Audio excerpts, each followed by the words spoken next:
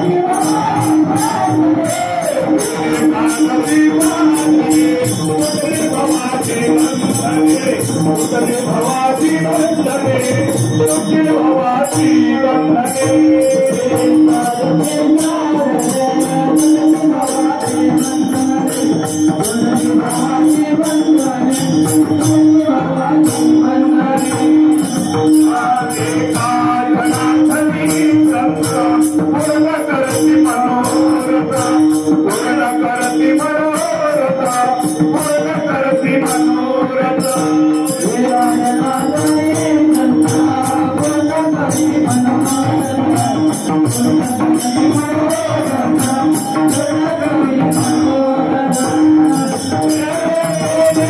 आते साधने कुंडील भवाची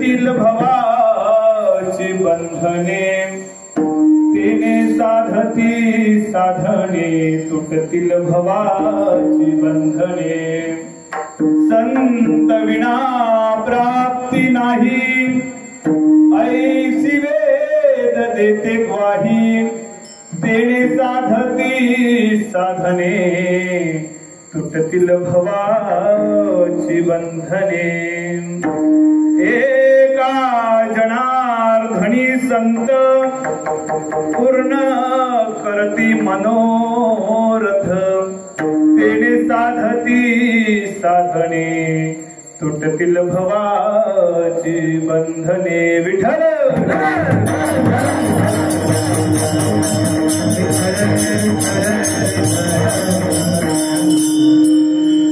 गुरुर् ब्रह्मा गुरुर्विष्णू गुरुर्देवो महेश्वरा गुरुर् साक्षात् परब्रह्म तस्मै श्री गुरुवे नमः तुझ्या मंदिरी आर्त जीवास तृप्ती तुझ्या मंदिरी लोक स्वानंद घेती श्रुती धन्य झाल्या तुझे गीत गाता तुझ्या पायरीशी सदा नम्र माता महायोग पीठे तटे भीमरत्या वर पुंडलिकाय दाधो मुनींद्र समागत्य तिष्ठतमानंद कंद परब्रह्मलिंग भजे पांडुरंग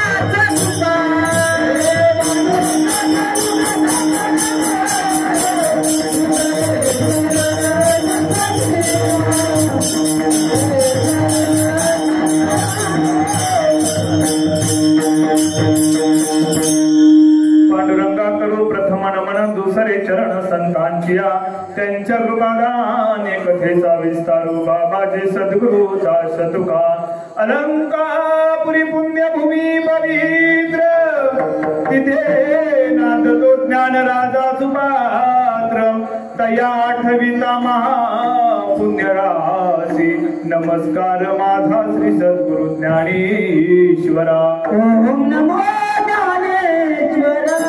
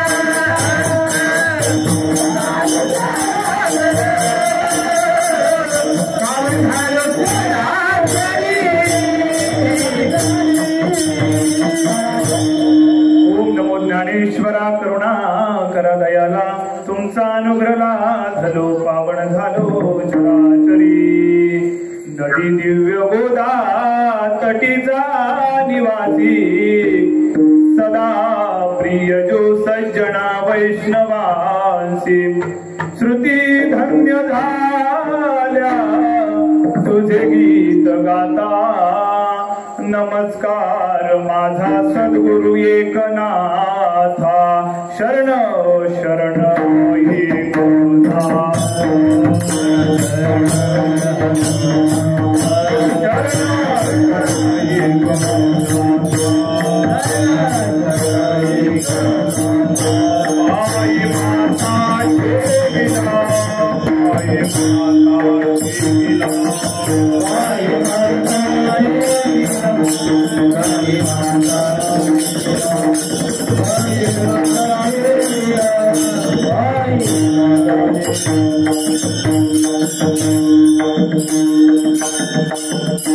शरण शरण एकनाथा पायी माता ठेविला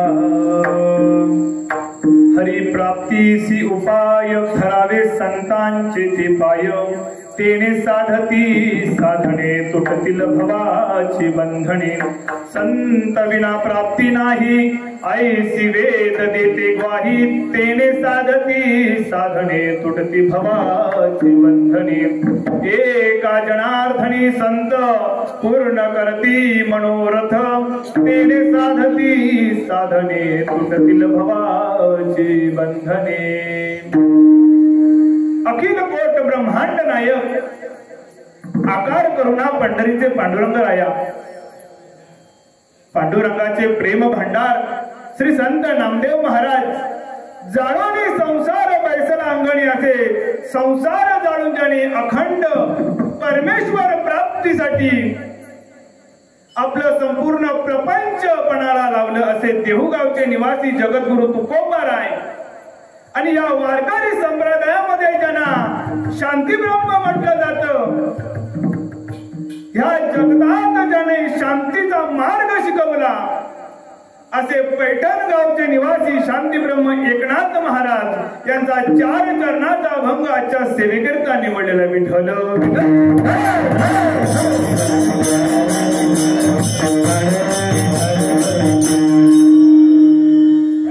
प्रस्तुत भंगातून नाथ महाराज तुम्ही आम्ही या संसार रूपी जीवनात मायबापो जन्माला आलो परंतु जन्माला आल्यानंतर फक्त 2 गोष्टींसाठी आपण अहोरात्र धडपडत असतो पहिली गोष्ट म्हणजे सुख आणि दुसरी गोष्ट म्हणजे दुःख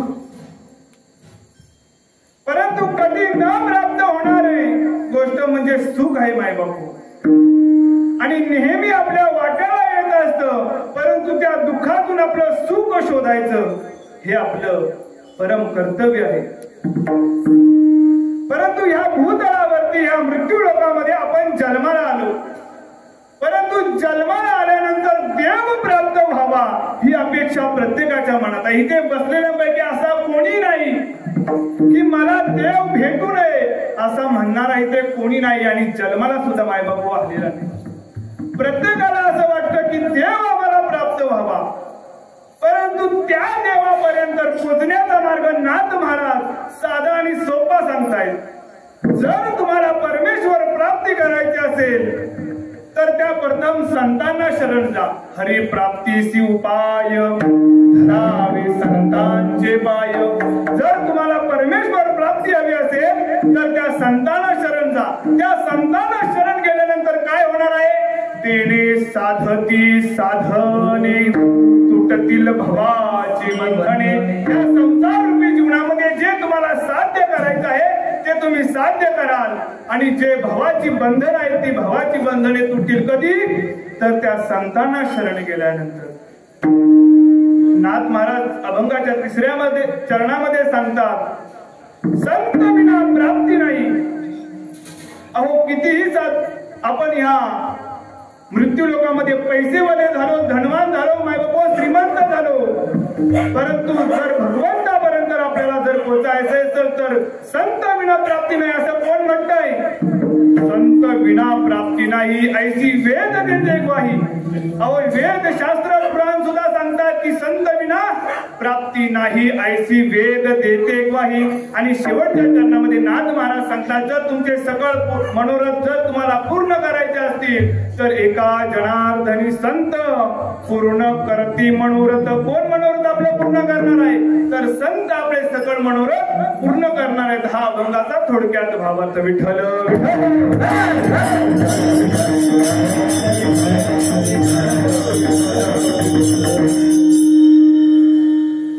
अनेक शूरवीरांनी पावन झालेला हा माझा भारत देश आणि याच भारत देशातील अनेक साधू संतांच्या पदस्पर्शाने पावन झालेली ही माझी महाराष्ट्र भूमी आणि याच महाराष्ट्र भूमीतील अनेक रत्नांनी पावन झालेले माझा हा रत्नागिरी जिल्हा आणि याच रत्नागिरी जिल्ह्यातील दापोली तालुक्यातील श्री क्षेत्र देवाच्या डोंगराच्या कुशीत वसलेले जामगे, सातेरे, शिरसाडी, विसापूर, विश्रांतीनगर, सोवेली, भाटघर, मुगीज या गावाचा गेले 29 वर्ष चालू असलेला हा भागवत पारायण सप्ताह आज आपल्या श्री स्वयंभू वादोबा शंकराचे मंदिर सातेरे या गावामध्ये संपन्न मायबाप होत आहे. आणि ह्याच सप्ताहाचा आजचा 3रा दिवस, बरोबर ना? पाचवा दिवस. सगळे तिकडे जागे आहेत ना? तुम्ही बिंदास माना डोळवताय. 3रा दिवस तर 3रा दिवस. अहो 3रा दिवस आहे. विचार करा, शेवट काळ्याचं कीर्तन 1ला दिवस, उद्या 2रा दिवस आणि आजचा, बरोबर ना? वरून खाली गेलं तर खालना वर आलं तर काय बिघडणार आहे का? हो नाही. जर विचार केला तर आज 5व्या दिवसाची कीर्तन सेवा. मज पामराये काय थोर बन पायेची वाहन पाय बरे. मज सारख्या पामराला 5व्या दिवसाची सेवा सर्व पंचकृषीतील भागवत सत्संग संप्रदाय मंडळाने दिली. त्याबद्दल मी मंडळाचे आभार मानतो आणि सेवेला सुरुवात करतो. विठ्ठल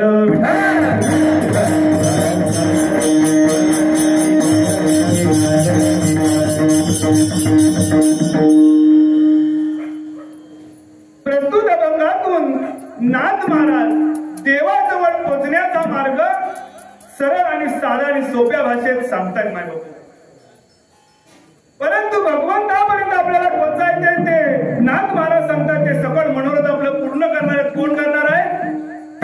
तर ते संत आहेत मायबाप.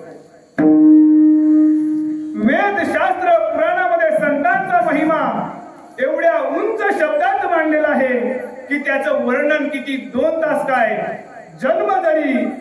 जन्मभर जरी मायबाप कीर्तन केला तरी संतांचं वर्णन करता येणार नाही. परंतु वेद शास्त्र पुराणामध्ये संतांचं वर्णन केलंय मायबाप. संत हे प्रतिज्ञेमध्ये भीष्माचार्यांपेक्षा महान आहेत. भीष्माचार्यांचं खरं नाव म्हणायला गेला तर देवव्रत. परंतु भीष्म प्रतिज्ञा त्यांनी पूर्ण केली म्हणून त्यांना नाव भीष्माचार्य मायबापू ठेवलं. संत हे भीष्माचार्यांपेक्षा प्रतिज्ञेमध्ये मायबापू श्रेष्ठ आहेत. परंतु माझ्या साधू संतांची सुद्धा प्रतिज्ञा केली. कोणती प्रतिज्ञा केली? अवघाचे संसार सुखाचा करीन. अवघाची संसार, अवघाची संसार सुखाचा करीन, सुखाचा करीन. अवघाची संसार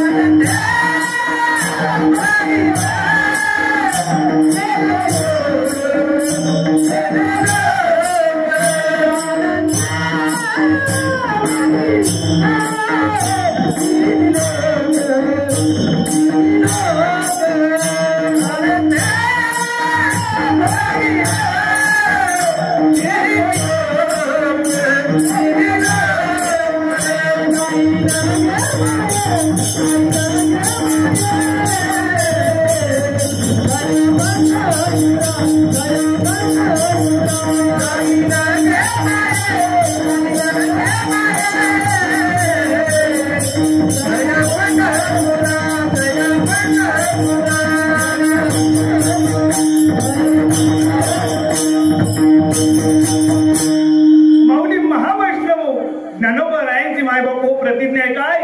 अवघाची संसार सुखाचा करीन. कुणाचा संसार? ह्या अवघाचा संसार मायबापू म्हटलंय. तो कुणाचा संसार सुखाचा होणार आहे? घरात बसून टीव्या बघणाऱ्यांचा होईल का हो? पिंकीचा माहित आहे का तुम्हाला? रात्री 12 वाजेपर्यंत त्या मालिका बघणाऱ्यांचा संसार सुखाचा मायबापू होणार नाही. कुणाचा? तर संत समागमी धरावी आवडी, करावी तातडी परमार्थाची. आवडे देवाची संत समागम, त्याचे पूर्ण काम करी अंगे.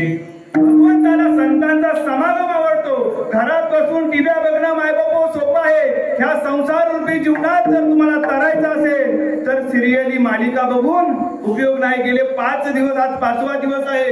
रोज नवीन नवीन चेहरे बघायला भेटतात. जे नेमके आहेत तेच येतात. नाही तर रोज आजच्या कीर्तनाला आहेत ते उद्याच्या कीर्तनाला नसणार हे मला माहीत आहे. त्यामुळे असो, संत हे प्रतिज्ञेमध्ये भीष्माचार्यांपेक्षा श्रेष्ठ आहेत. त्यानंतर संत हे प्रयत्नांमध्ये भगीरथापेक्षा सुद्धा श्रेष्ठ आहेत. आता हा भगीरथ कोण? आपल्या साताऱ्यामध्ये आहे का हो? नाही. ज्याने या पृथ्वीवरती प्रथम गंगा आणली तो भगीरथ. संत हे प्रतिज्ञेमध्ये भगीरथापेक्षा श्रेष्ठ आहेत. जे अंशुमन आणि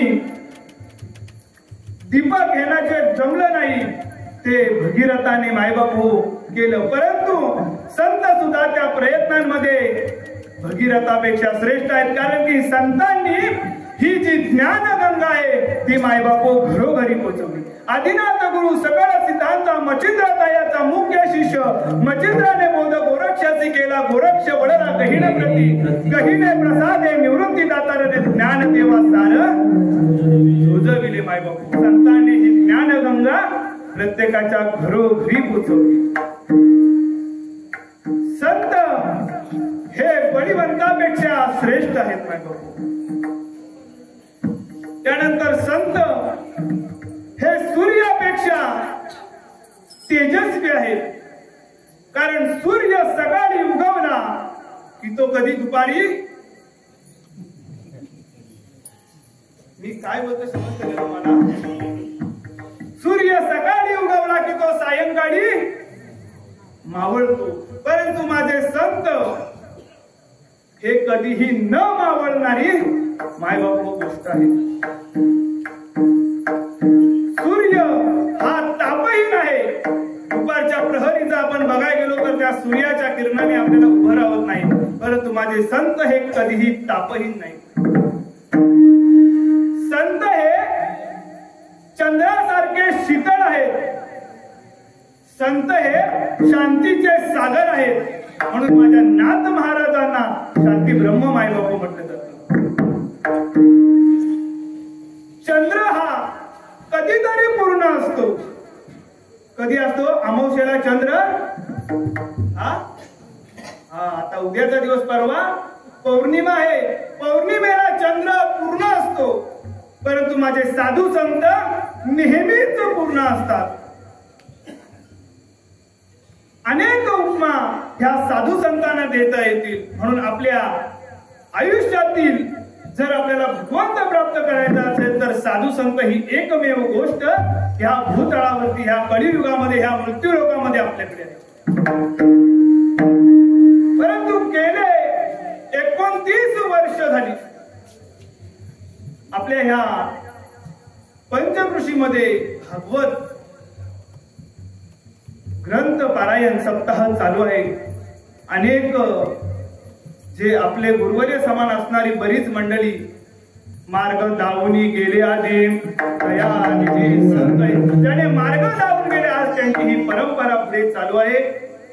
आम्ही मात्र एक निमित्त आहोत मायबापू. ज्याने मार्ग दाविला ते टिकून ठेवण्याचं काम आज तुमच्या आमच्यामध्ये सर्व आहेत. मायबापू जर पंचकृषीचा विचार केला तर माझी पंचकृषी सामान्य आणि साधी सोपी नाही आहे. जरी पंचकृषी म्हटलं तरी 9 गावांचा समावेश ह्या सप्ताहामध्ये आहे.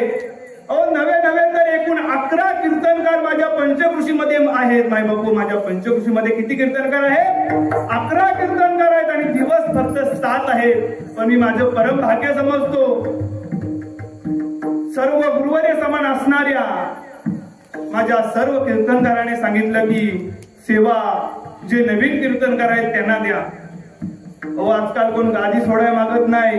घरच्या रेशन कार्डवरचं नाव जरी कमी केलं तरी भांडण निर्माण होतात. परंतु कीर्तन सोडणं मायबापू सोपी गोष्ट नाही. मला का कीर्तन दिलं नाही? उद्यापासून आम्ही सप्त्याला माझ्याकडे सुद्धा आहे ते उदाहरण. माझं निमंत्रण पत्रिकेमध्ये नाव का वगळलं?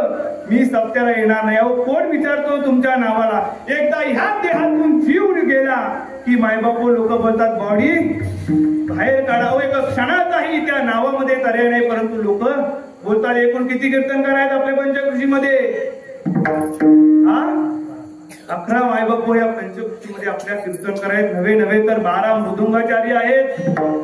20 गायनाचार्य आहेत आणि म्हणाय गेलात तर 114 ह्या निमंत्रण पत्रिकेवरती मायबापू सल्लागार आहेत.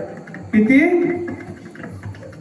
एकूण मिळून फक्त ही सल्लागार गायनाचार्य यांची किती झाली? आपली फक्त कमिटीचा विचार केला तर 100 किती होतात माहित आहे का?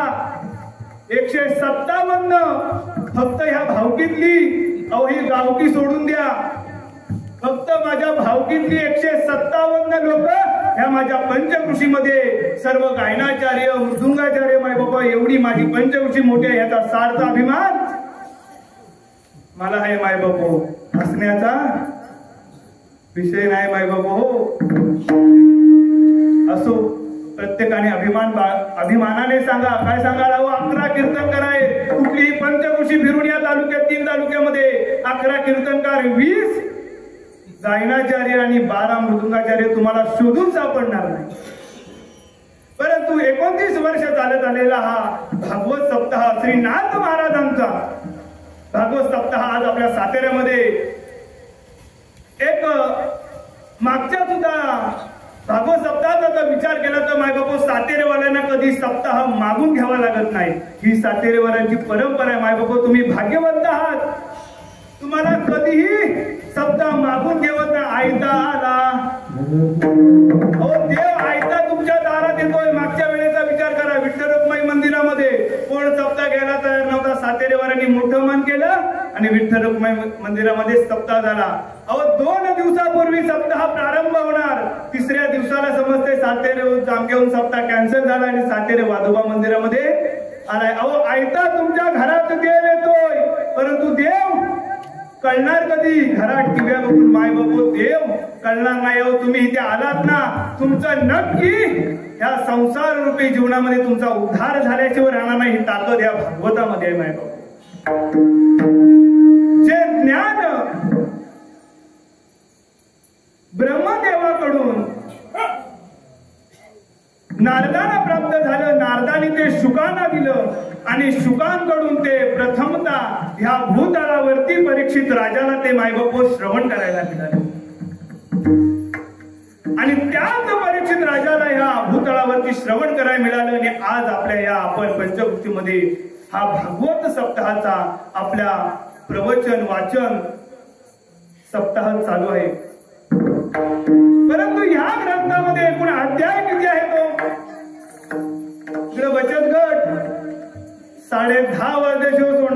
कारण की संदीप महाराजांनी सांगितले 8:30ला चालू होतंय कीर्तन 2 तास, त्यामुळे टेन्शन काय घ्यायचं नाही. 10:30ला बरोबर तुम्हाला झोपायला सर्वांना घरी सोडणार आहे.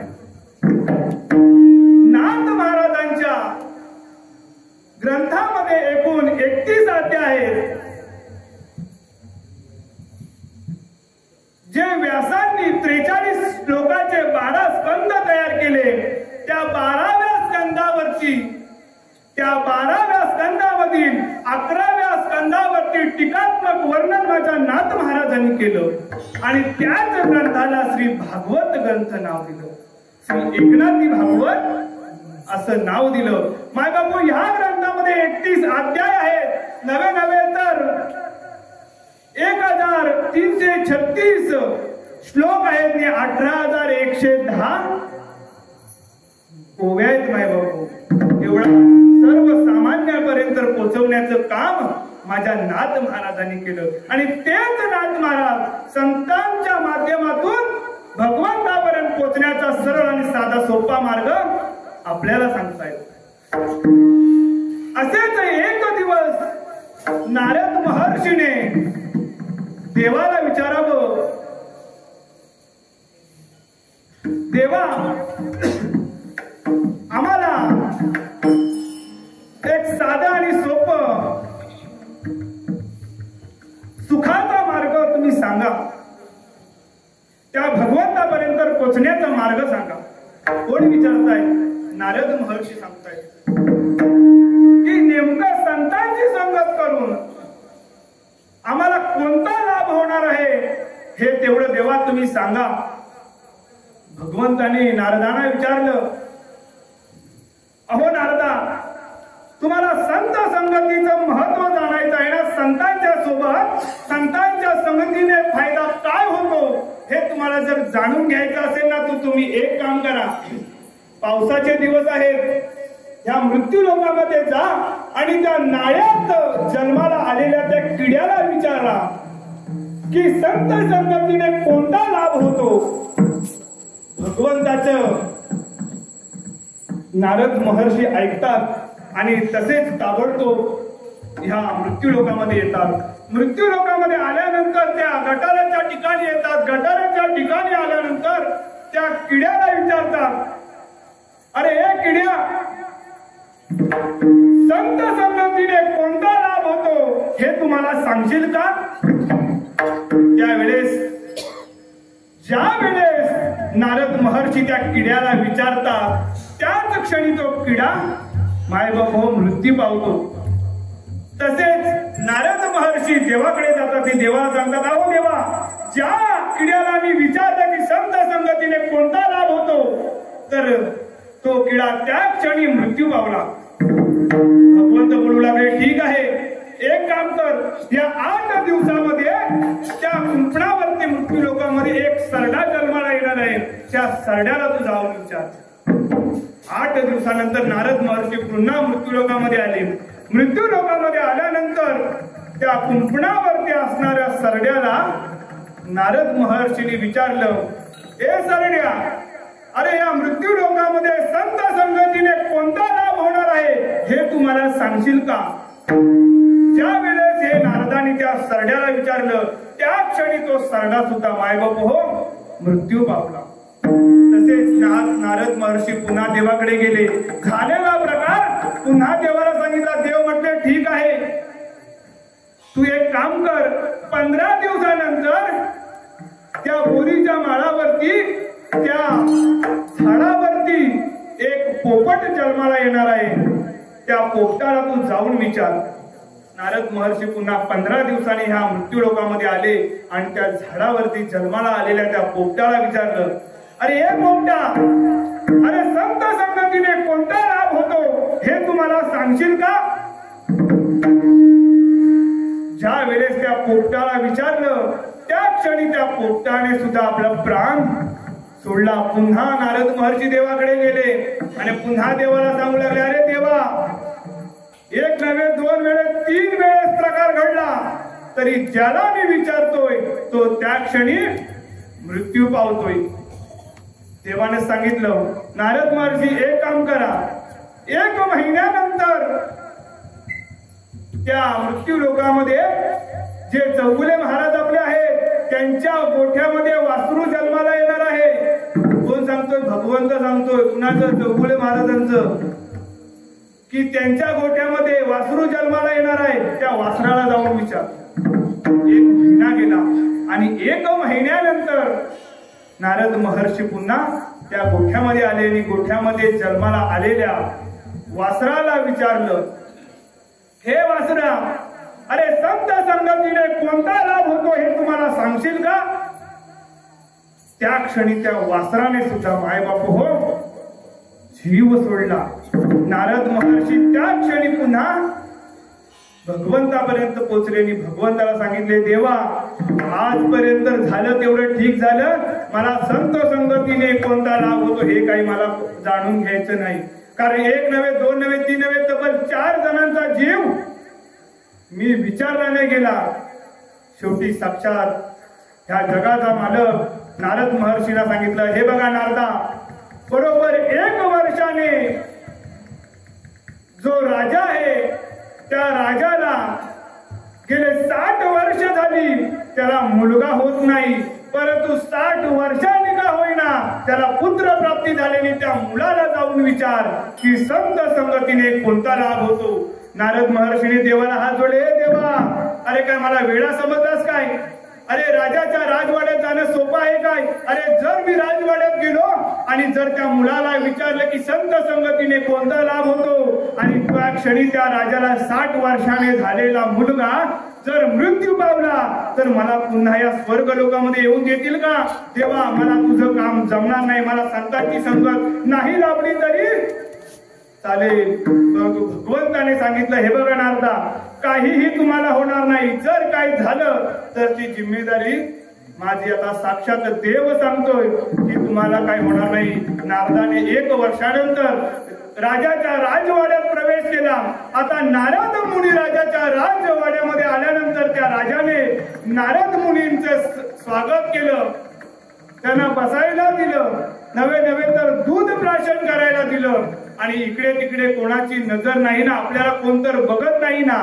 ज्याप्रमाणे आपल्या घरी चोर चोरी करायला येतो त्याप्रमाणे नारद मुनी त्या नवीन जन्माला आलेल्या बालकाला मायबापू भेटायला जात होते. त्या बालकाच्या पाळण्याजवळ गेल्यानंतर नारद मुनी त्या जन्माला आलेल्या जीवाला विचारतायत, अरे हे बाळा, संत संगतीने कोणता लाभ होतो हे तुम्हाला सांगशील का? 1 मिनिट नव्हे 2 मिनिटं गेली. नारद मुनी सुद्धा घाबरले, कारण ते अगोदर 4 प्रकार असे घडले ज्यांना विचारलं ते त्या क्षणी मृत्यू पावले. जर मी विचारलं आणि तो जर मुलगा मेला तर राजा मला जिवंत सोडणार नाही याची भीती नारद मुनीच्या मनामध्ये होती. आणि काही क्षणातच ते बालक बोलू लागलं, मी तुम्हाला संत संगतीने कोणता लाभ होतो हे नक्की सांगेन, परंतु तुम्हाला ज्यांनी पाठवलंय त्याला तुम्ही इथे घेऊन या, त्यानंतर मी तुम्हाला संत संगतीने कोणता लाभ होतो हे सांगेन. नारद मुनी तसे धावत धावत देवाकडे गेले. नारद मुनी आनंदात होते, कारण की नारद मुनींचा प्लॅन सक्सेस झालेला होता. माय बापू, नारद मुनी देवाला सांगतात, हो देवा, ज्याच्याकडे मला पाठवलं तो म्हणतो ज्याने तुला सांगितलं त्याला घेऊन माझ्याजवळ देव तयार झाले. आणि दोघही त्या पाडण्याजवळ राजाच्या राजवाड्यात आले आणि तो एक छोटा बाळक बोलू लागला. आणि नारदाने त्याला विचारलं, आता तरी सांग की संत संगतीने कोणता लाभ होतो? त्यावेळेस तो छोटा बाळक बोलू लागला, ज्या वेळेस मी किडा होऊन गटाराच्या पाण्यामध्ये तडफडत होतो, परंतु नारद मुनी तुमचे दर्शन झालं, मी तिथे पावन झालो. त्यानंतर मी कुंपणावरती सरडा म्हणून फिरत होतो. नारद मुनी तिथे सुद्धा तुमचं दर्शन झालं, तिथे सुद्धा मी पावन झालो. त्यानंतर मी पोपट बनून आलो. ज्या वेळेस पोपट बनून आलो तिथे सुद्धा तुमचं दर्शन झालं, तिथे सुद्धा मी पावन झालो. शेवटला मी वासराच्या जन्माला आलो आणि वासराच्या जन्माला आलो. नारद मुनी तिथेही तुमचं दर्शन झालं. परंतु आज ह्या राजवाड्यामध्ये मी जन्माला आलो ते कशामुळे नारद मुनी?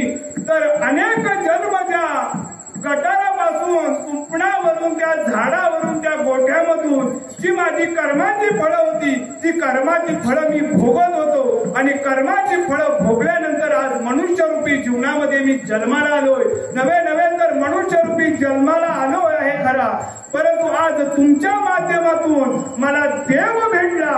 ह्या संतांच्या सानिध्यातून मला देव भेटला. हेच नाथ महाराज अभंगाच्या प्रथम चरणात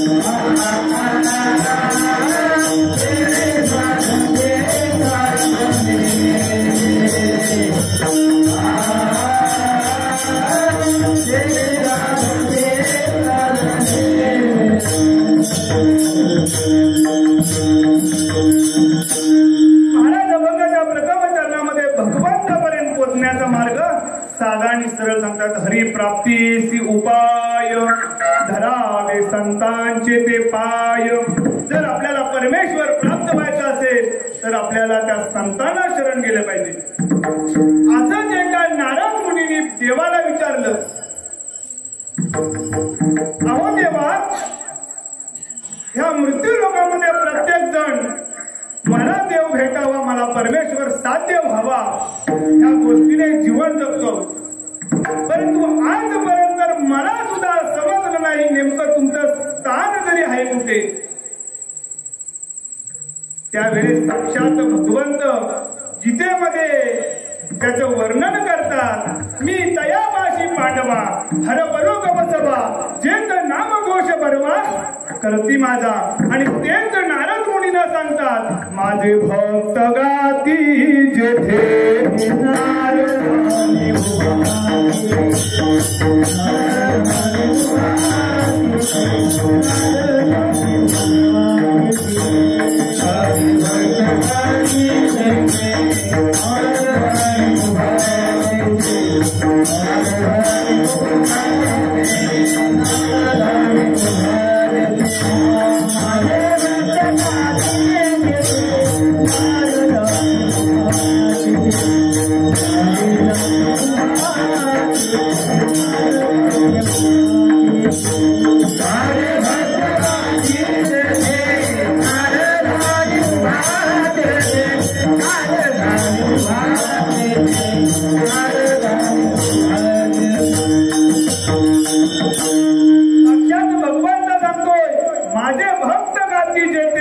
नारद आम्ही उभा तिथे कुठे आहे देव?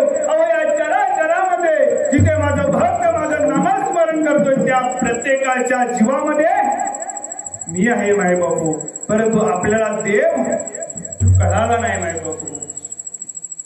विचारला हो रात्री कीर्तनाला का नाही आलात? नाही आमच्या घरी ना आवाज त्या मंदिरापेक्षा आमच्या घरी आवाज स्पष्ट येतो, त्यामुळे मंदिरात जाण्याची काय गरज आहे? संत समागमी या समागमामध्ये जो बसलाय त्या या संसार रूपी जीवनामध्ये तरल्याशिवाय मायबाप होणार नाही. मायबाप स्पीकरच्या माध्यमातून आवाज सर्वांना जातो, परंतु आपलं मन ठरेव आहे का हो? इथे बसलेल्याचं प्रत्येकाचं मन जेवणाला भाजी कुठली असेल, गोड आज आंजण असेल की नाही, आज 8 दिवस झाले भाकऱ्या खाल्ल्या नाही, भाकरी दिल्यानंतर बरे होईल, गाणारे बस करा, बुवाचा आवाज. प्रत्येकाच्या मनात वेगवेगळे विचार मायबाप होत चालले आणि ह्या संसार रूपी जीवनामध्ये आपल्या ज्याला म्हणतो मन इंद्रियाचा राजा, तो मन जर आपल्या स्थिरावला पाहिजे तर ह्या भगवंताच्या कीर्तना भजनामध्ये मायबाप दंग झालं पाहिजे. परंतु हे जीवन जगत असताना साधन आणि त्या साधनाचे होणारे परिणाम ह्या संसार रूपी जीवनामध्ये आपल्याला मायबाप कळले पाहिजे. आता नेमकं साधन काय आणि त्या साधनांचे होणारे परिणाम काय? आता साधन जर म्हणायला गेला तर तुम्ही आम्ही ज्या गावावरून ज्या गाडीने ह्या सातेरेपर्यंत पोहोचलो ती गाडी म्हणजे आपलं साधन आहे. आणि इथे आल्यानंतर आपण काय केलं? तुम्ही कशासाठी आलात हे तरी प्रत्येकाला माहित आहे ना नक्की?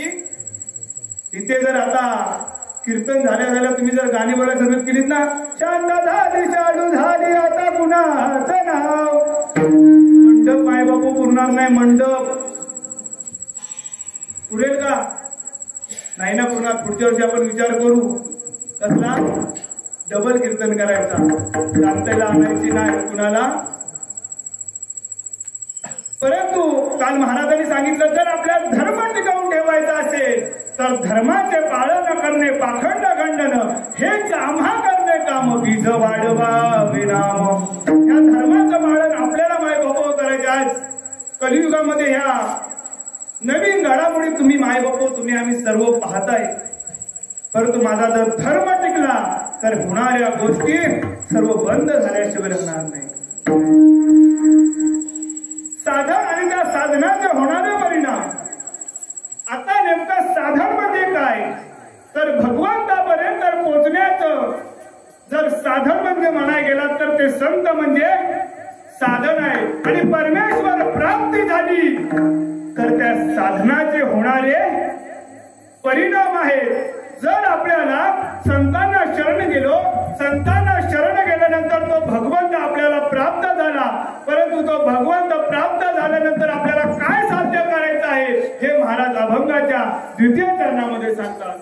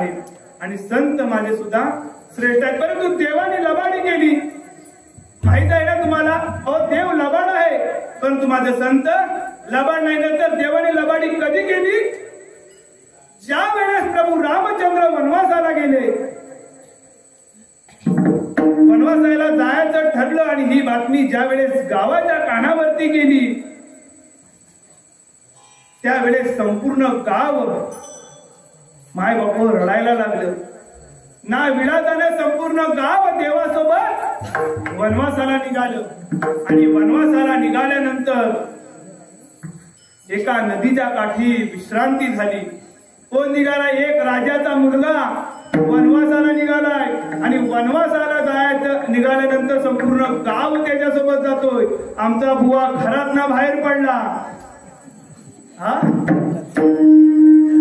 लोक बोलतील काय मेलेला काम आहे रोज पाकिटावरती भगवंताचं जो नाव घेतो त्याला सुद्धा लोक बोलतात. असो, परंतु वनवासाला निघालेला प्रभू रामचंद्राबरोबर संपूर्ण गावाला देवाने सांगितलं रे वनवासाला फक्त मी एकटा जाणार, तुम्ही कोण सोबत येणार नाही. परंतु गाव ऐकेना.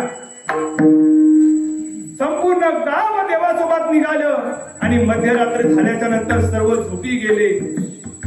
भगवंतानं फक्त आपल्या सोबत असणाऱ्या सीतेला आणि लक्ष्मणाला उठवलं आणि असणारी जी आपली गाडी होती त्या गाडी स्वाराला उठवलं आणि गाडी स्वाराला सांगितलं की हे बघ, तू गाडीची चाकं आपल्या गावाच्या दिशेने लाव आणि आम्ही तिघही नदी पार करून वनवासाला जातो. सकाळचा सूर्योदय झाला माय बाप हो. सूर्योदय झाल्याच्या नंतर गावातला एक एक लोक जे वनवासाला देवासोबत जात होते ना, ती एक लोक करून सर्व उठायला लागले आणि उठायला लागल्यानंतर पाहतात तर काय, अरे ज्याच्या सोबत आपण वनवासाला जातोय तो तर कुठे दिसत नाही. म्हणून सर्वजण शोधू लागली एकमेकाला आणि शोधू लागल्याच्या नंतर सर्वांनी पाहिलं तर काय, अरे ज्या मार्गावरून आलोय त्या उलट मार्गाने गावाच्या दिशेने गाडीची चाकं लागले. लोकांनी असा समज केला की प्रभू रामचंद्र वनवासाला न जाता आपल्या स्वगृही परतले आणि तशीच लोक आपल्या राज दरबारात आले आणि राज दरबारात आल्यानंतर पाहतात तर रामप्रभू तिथे नव्हते. ही एका भक्ताजवळ देवाने केलेली माय बापू लबाड यावं, देवाला फसवून जावं लागलं, देवाला खोटं बोलून जावं लागलं. परंतु माझे साधू संत कधीही खोटे न बोलणारे, कधीही लबाड न बोलणारे माझे साधू संत, म्हणून ते संत या कलियुगामध्ये मायबाप श्रेष्ठ मानले जातात. असेच एक संत ज्यांना जगद्गुरु तुकोबाराय म्हटलं जातं. या जगतामध्ये जगताचे विश्व त्यांना जगद्गुरु पदवी प्राप्त झाली. असे जगद्गुरु तुकोबाराय भगवंताजवळ गेले आणि भगवंताजवळ गेल्यानंतर भगवंताला विचारू लागले की भगवंता, मला माझ्या जीवनामध्ये सुख प्राप्त करायचं आहे, तर मला या सुखासाठी मला काय करावे लागेल. तर भगवंतानं सांगितलं की मी काही सांगणार नाही. जो माझा वाहन आहे गरुड, त्या गरुडाला विचार. तुकोबाराय गरुडाकडे गेले आणि गरुडाला विनवणी केली, गरुडाचे पायी, गरुडाचे पायी, गरुडाचे पायी,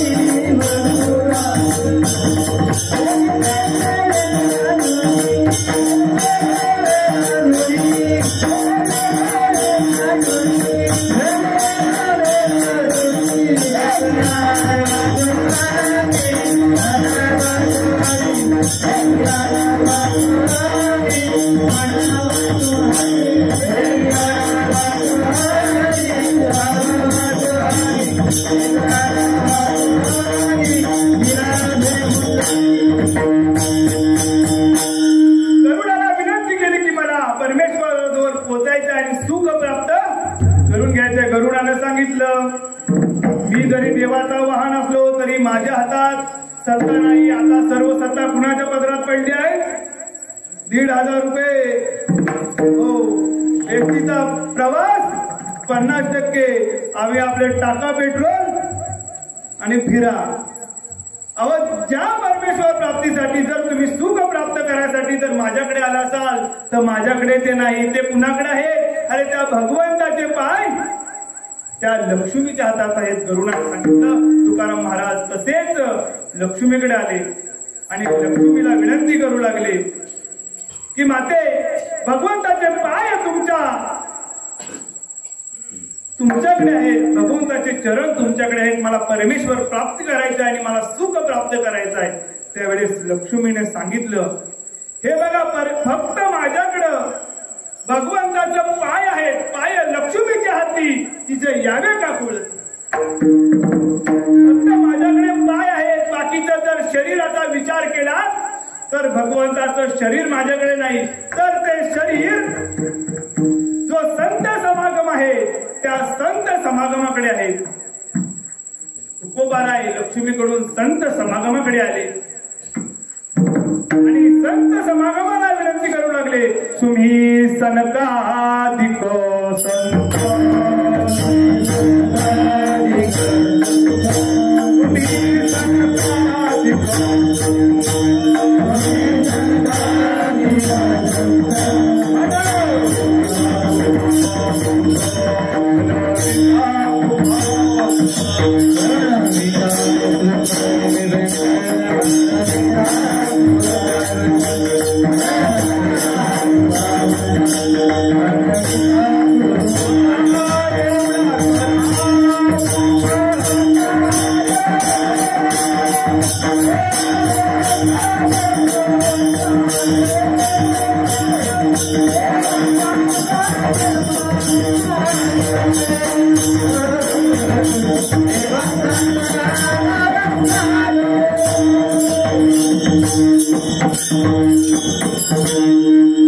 संत समागमाला विनंती करू लागले की मला भगवंतापर्यंत पोहोचण्याचा मार्ग सांगा.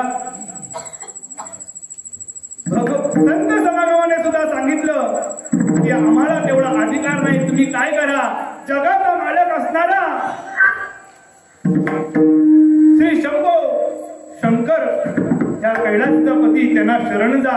तुकोबाराय शिवभोळा चक्रवर्ती यांच्याकडे येतात आणि त्यांना विनंती करतात, तुम्ही विश्वनाथ विनंती करतात, हे विश्वनाथा, मला भगवंतापर्यंत पोहोचण्याचा मार्ग आणि मला सुख प्राप्त होण्याचा मार्ग मला सांगा. त्यावेळेस साक्षात विष्णूने सुद्धा, साक्षात कैलासचा राणा शिव शंकराने सुद्धा तुकोबारायांना सांगितलं, हे बघा, जर तुम्हाला परमेश्वर प्राप्ती व्हायची असेल, तर तुमच्या आयुष्यामध्ये तुम्हाला जर सुख प्राप्त व्हायचं असेल, तर तुम्ही एक काम करा.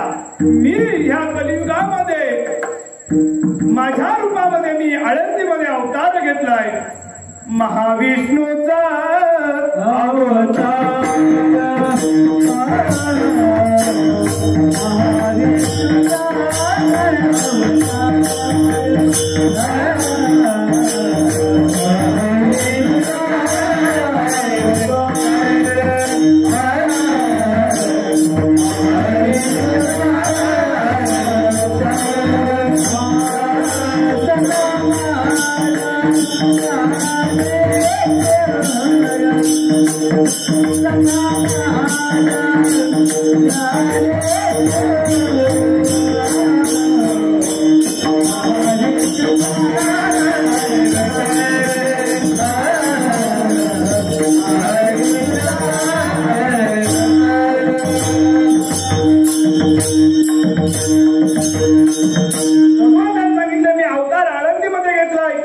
महाविष्णूचा अवतार तथा माझा ज्ञानेश्वर, मी ज्ञानेश्वर माऊली म्हणून या आळंदीमध्ये अवतार घेतलाय. त्यावेळेस तुकोबाराने विचार केला, अरे ज्या एवढ्या लोकांकडे मी परमेश्वर प्राप्तीसाठी फिरलो, त्यांच्याकडे सुखासाठी फिरलो आणि माझ्या शेजारी असणारे माझे ज्ञानोबाराय हे मला कळले नाही. जर मला ज्ञानोबाराय माझ्या जवळ असून जर कळलं नाही, उगाच मी फिरत राहिलो मायबापो, तशी अवस्था आपली झाली. नेमका देव कुठे आहे, नेमका साधू संत कुठे आहेत हे आपल्याला समजलं नाही. ज्या साधू संत ज्ञानोबाराय, ह्या ज्ञानोबारायांना तुकोबाराय शरण आले आणि परमेश्वर प्राप्तीचा साधाने सोपा मार्ग माझ्या ज्ञानोबारायांनी तुकोबारायांना सांगितला आणि संपूर्ण वेदाने सुद्धा तो मान्य केला. हेच महाराज अभंगाच्या 3ऱ्या चरणामध्ये सांगतात. संजाविना प्राप्ती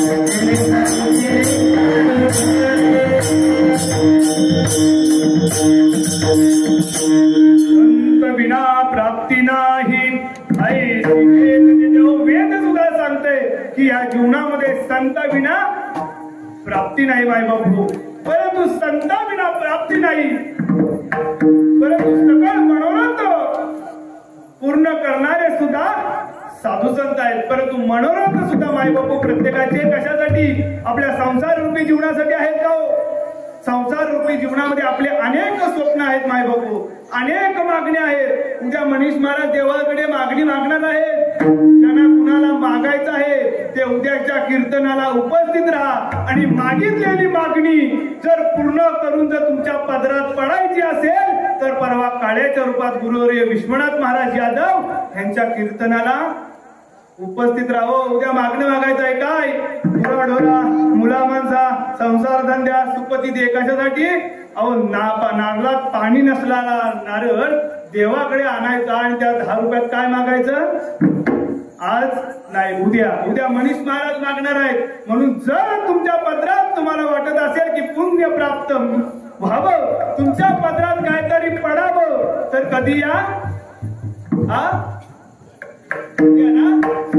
अहो उद्या फक्त मागायचं आहे. उद्या जर मागितलं तर परवा भेटेल, आणि उद्या मागितलंच नाही परवा फक्त पदर घेऊन पिशव्या घेऊन जर इथे आलात तर काहीच भेटणार नाही. म्हणून उद्याचं कीर्तन आणि परवाचं कीर्तन माय बापू महत्वाचं आहे. कारण गेले 7 दिवस ज्यांनी ते कष्ट केले, शेवटच्या दिवशी येणाऱ्याला पॉकेट भरला जाणार.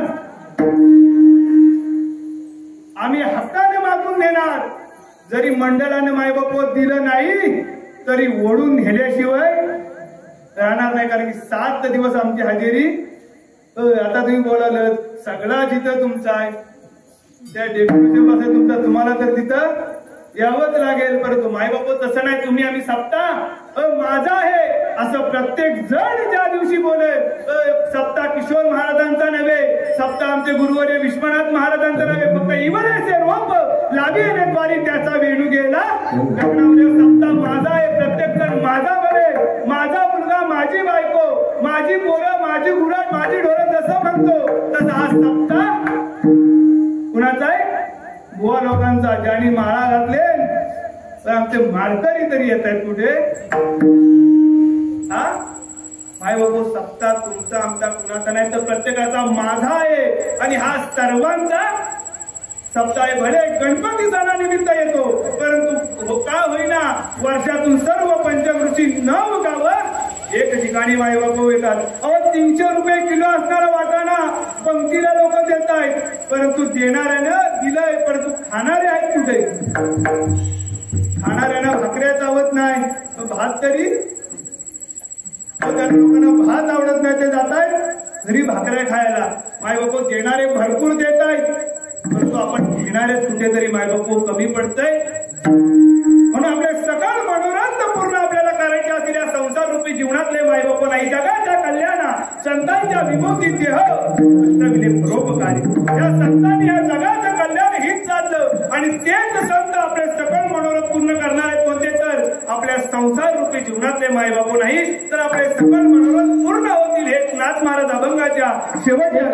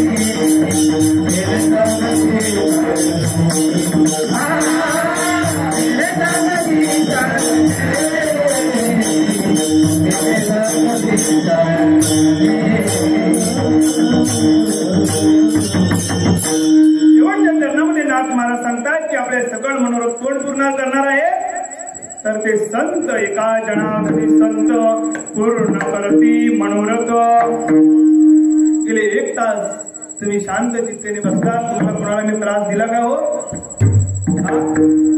नाही मायबाबा त्रास दिला परंतु एकदा त्रास घ्या 2 हाताने आणि भगवंताने दिलेल्या त्या मुखाने त्या भगवंताचं नामस्मरण एवढ्या जोरात करा की उद्या जरी 7 दिवस तुम्ही 6 दिवस 5 दिवस 4 दिवस आला नसलात तरी उद्या मागण्याचा अधिकार तुम्हाला असला पाहिजे का हे देवा काल तुला मोठ्याने ओरडलोय भले 2 घास एक्स्ट्रा खाल परंतु त्या भगवंताचं नामस्मरण मोठ्या आवाजाने करा इकडे बोट दाखवते म्हणून तुम्ही सुटला तसं नाही म्हणून सर्वांनी हाताने टाळी वाजवा आणि त्या भगवंताचं नामस्मरण पाण्यामध्ये डोळे माझी लगव गनावरे पंढरीच्या पांडुरंगा देवा विठ्ठला भिगी भिगी धावरे पाण्यामध्ये डोळे माझी लगव गनावरे पंढरीच्या पांडुरंगा भिगी भिगी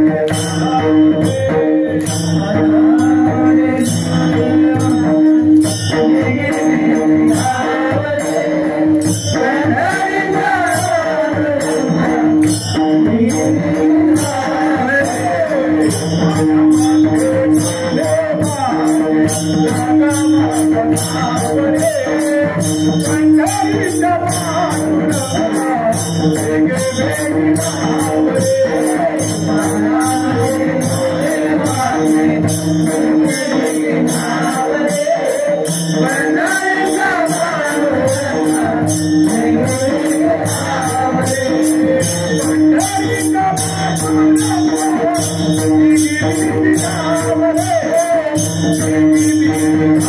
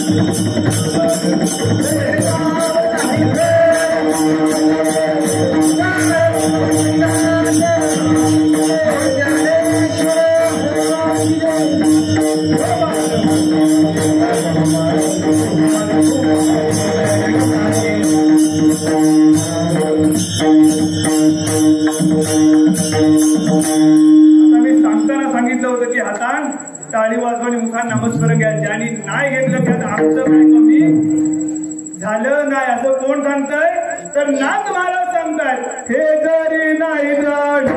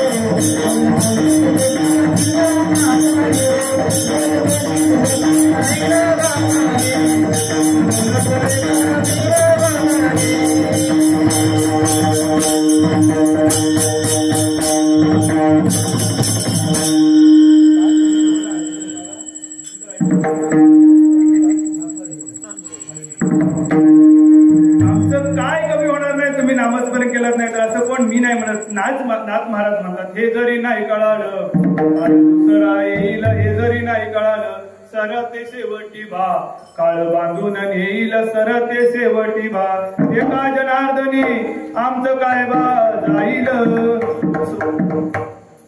ज्याने घेतलं त्यांचा उद्धार होईल नाही घेतलं त्यांचा सुद्धा होईल कारण की आपण भगवंताच्या मायबापो नामस्मरणामध्ये बसलोय या संसार रूपी जीवनामध्ये आपण मायबाप सुखाच्या मागे लागलोय परंतु कधी न प्राप्त होणारी गोष्ट म्हणजे सुख आहे त्याच्यासाठी अहोरात्र धडपड करतो ते सुख आपल्याला प्राप्त कुठे होणार आहे तर ह्या भजनामध्ये आपण ते सुख प्राप्त करायचं आणि आपल्या संसार रूपी जीवनामध्ये असणारं दुःख ते दुःख थोडंसं नाहीसं करायचं आहे मूल मध्य शाखा मश्वंत प्राहुर्वेयम छंदासी यस्य पर्णानी यत्स वेद सवेद वित। गीतेमध्ये देवानं वर्णन केलंय की ज्या संसार रूपी जीवनामध्ये आपण सुख शोधण्याचा मायबापू प्रयत्न करतोय ते संसार रूपी जीवनाची वाढ ही जमिनीच्या दिशेने होते आणि जी मुळं आहेत ती वरती आकाशाच्या दिशेने वाढतात। म्हणून संसार रूपी जीवनामध्ये जर सुखाच्या मागे लागाल तर या संसार रूपी झाडाला कधीही फळ येणार नाहीत, त्या फळाची कधीही अपेक्षा आपण मायबापू करू नका। जर तुम्हाला वाटत असेल की आपल्या आयुष्यामध्ये तुम्हाला सुख प्राप्त व्हावं तर मी माझ्या कीर्तनामध्ये मायबापू नेहमी सांगत असतो की प्रत्येकाला कोणती ना कोणती अपेक्षा असते, प्रत्येकाला वाटत असतं की माझा मुलगा इंजिनियर व्हावा, माझा मुलगा डॉक्टर व्हावा, माझा मुलगा वकील व्हावा, माझा मुलगा कीर्तनकार व्हावा, माझा मुलगा चांगला गायनाचार्य व्हावा, माझा मुलगा चांगला मृदुंगाचार्य व्हावा। पण माय बापू जर तुम्हाला तुमचं म्हातारपण सुखात घालवायचं असेल ना तर मुलांकडून ह्या कलियुगामध्ये कोणत्याही अपेक्षा ठेवू नका। फक्त तुमचा मुलगा ह्या वारकरी संप्रदायाचा झाला ना तर तुमचं आयुष्याचं सोनं केल्याशिवाय राहणार नाही। ही ताकद माझ्या वारकरी संप्रदायाची, एवढा माझा अथांग पसरलेला माझा वारकरी संप्रदाय आहे। हा वैष्णवांचा संप्रदाय मायबापू सर्वसामान्यांचा संप्रदाय साधा आणि सोपा नाही। म्हणून प्रत्येकाचा एकच अपेक्षा ठेवा, निदान टाळ वाजवला तर या संप्रदायामध्ये लज्जेने का होईना तर तुमचा सांभाळ केल्याशिवाय राहणार नाही। गेले 29 वर्ष चालत आलेला हा आपला भागवत सप्ताह आणि आज भागवत सप्ताहाचा 5वा दिवस, उरले फक्त 2 दिवस। उद्या शेवटची रात्र आणि परवा गुरुवर्य विश्वनाथ महाराज यादव यांच्या काळ्याचं कीर्तन होईल। या कार्यक्रमाची मायबापू सांगता होईल आणि सांगता झाल्यानंतर जे आले नाही ना ते म्हणतील गावात 7 दिवस सप्ताह होता, जरा बरं वाटत होतं, आज सर्व सुनं सुनं झालंय। हे घरात बसलेले बोलणार, तुमच्याशी बोलल्याशिवाय राहणार नाही। असो, घरात आहे त्यांना सुद्धा रामराम, आणि जे आज आले नाहीत त्यांना उद्या सांगा की उद्या मागायचं आहे। उद्या एवढे दिवस आले नाही पण उद्या मागायला नक्की या। मनीष महाराज त्यांच्या कीर्तनातून जे काही मागतील तेवढ्या सगळ्यांचे मनोरथ उद्या पूर्ण करतील मायबापू हो। आजच्या ह्या कार्यक्रमासाठी काल आमचे गुरुवर्य किशोर महाराज चौगुले यांनी नावं घेतले। मग रोज रोज 114 लोकांची नावं जर घ्या गेलात, 20 गायनाचार्यांची नावं घ्या गेलात तर मला वाटतं कीर्तन त्या निमंत्रण पत्रिकेवरतीच करावे लागेल। म्हणून कोणाचाही नामोल्लेख न करता सर्व उपस्थित महिला मंडळ, सर्व ग्रामस्थ असणारे तरुण, आमच्यावरती नितांत प्रेम करणारे तुम्ही आम्ही आम्ही काय सांगतो हे सर्व तुमचं आहे, सर्व तुमचे आशीर्वाद आहे। हे 4-5 दिवस लोक विचारत होते तुमचं कीर्तन कुठे आहे, तुमचं कीर्तन कधी आहे। परंतु मायबाबा आम्ही एवढे मोठे कीर्तनकार नाही, आणि ज्यांनी आम्हाला शिकवलं, ज्यांनी हे संप्रदाय रुजवलं, ह्या पंचकृषी सर्व आमचे ज्येष्ठ कीर्तनकार, त्यांचंच ऐकून आम्ही सांगण्याचा प्रयत्न करतो की आम्हाला नेहमी वाटतं की ज्येष्ठांनी कीर्तन करावं आणि त्यांचे काही 2 शब्द आमच्या कानापर्यंत पोहोचवावे, जेणेकरून आम्ही दुसऱ्याला सांगत असतो। परंतु त्यांनी आम्हाला संधी दिली त्याबद्दल सर्व कीर्तनकारांचे मी आभार मानतो। सर्व टाळकरी असतील, मृदुंगाचार्य असतील, गायनाचार्य असतील, काल महाराजांनी सुद्धा एका गोष्टीचा मायबापा उल्लेख केला की सध्याचं युग हे मोबाईलचं युग आहे आणि मोबाईलच्या युगामध्ये जो तो कीर्तन सुद्धा ह्या मोबाईलच्या माध्यमातून बघतोय। आणि तसाच एक छोटासा प्रयत्न ह्या आपल्या सातेरे गावातील सुपुत्र ह्या पंचकृषीतील एक उत्तम प्रवचनकार आणि उद्याचे भावी कीर्तनकार आमचे तुषार महाराज चौगुले यांनी एक युट्यूब चॅनल, संतवाणी या नावाचं एक युट्यूब चॅनल मायबापू ओपन केलंय आणि गेले 7 दिवस ह्या संपूर्ण सप्ताहाची माहिती या युट्यूबद्वारे संपूर्ण आपल्या तालुक्यात, जिल्ह्यामध्ये, देशामध्ये संपूर्ण पसरवत आहेत। ज्यांना मोबाईल मध्ये युट्यूबचं माहित आहे मायबापू त्यांनी नक्की त्या चॅनलला सबस्क्राईब करा, लाईक करा। आपला माणूस एक ना एक दिवस पुढे जाईल ह्या अपेक्षेने प्रत्येक जण जीवाशी एक मनाशी निश्चय करा आणि तो चॅनल भव्य दिव्य हो, अनेक त्याला बढती मिलो ही मी पांडुरंगाचरणी, श्री नाथरायाचरणी प्रार्थना करतो आणि तुषार महाराज यांचे सुद्धा आभार मानतो। आणि मुद्दा मी आज या कीर्तनामध्ये कीर्तनामध्ये एका गोष्टीचा मायबापू उल्लेख करणार आहे की ज्यांच्या जीवावर मी आज उड्या मारतो मायबाप हो, त्याच माझे वडील सुद्धा माझ्या कीर्तनाला मायबाप उपस्थित राहिले. नोहे हा खेळ एकट्याचा म्हणून मेळ वेळविला. कारण अनेक सप्ते असतील, अनेक करांपर्यंत कीर्तन असतील मायबाप हो, हे ज्यांच्या जीवावर मायबाप हो मी आज उड्या मारतोय ना, ह्या सध्याच्या परिस्थितीमध्ये एक तरुण जर घरात जर बसलेला असेल ना मायबाप हो, तर प्रत्येक जण बोलतो. परंतु ज्यांच्या जीवावरती आज मी कीर्तनकार झालो किंवा ज्यांच्या जीवावरती मी आज तिथे 7 दिवस होईना किंवा कोणताही कार्यक्रम असतो, त्या माझ्या वडिलांच्या चरणी मी नतमस्तक होतो. झालेली सेवा मी भगवंताच्या चरणी अर्पण करतो. गुरुवर्य विश्वनाथ महाराज यांच्या चरणी अर्पण करतो. माझ्यावर नितांत प्रेम करणारे तुम्ही सर्व पंचकृषी मंडळी असाल, त्यांच्या चरणी अर्पण करतो. कोणाचा नामोल्लेख न करता मी सर्वांसाठी एकदाच नाम घेतो. पांडुरंगा चरणी हार टाकतो वाकून, श्री पांडुरंगा चरणी हार टाकतो वाकून, आजच्या या भागवत सप्ताहानिमित्त नाम घेतो. तुमचं सर्वांचं मान राखून, तुमचं सर्वांचं मान राखून. ज्ञानेश्वर